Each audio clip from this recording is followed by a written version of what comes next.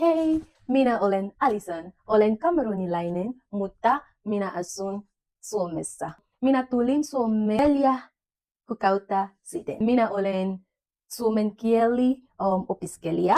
Tänään on 16. marraskuuta 2024. Tänään sää on huono. Se on ulkoinen.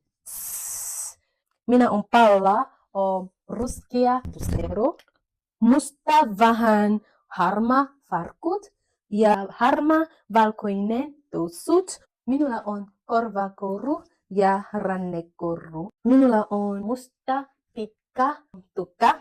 Minä olen vähän pitkä. Minä ei ole lyhyt. Minä olen vähän hoika. Joo. Minä olen kaunis. Joo. Kiitos.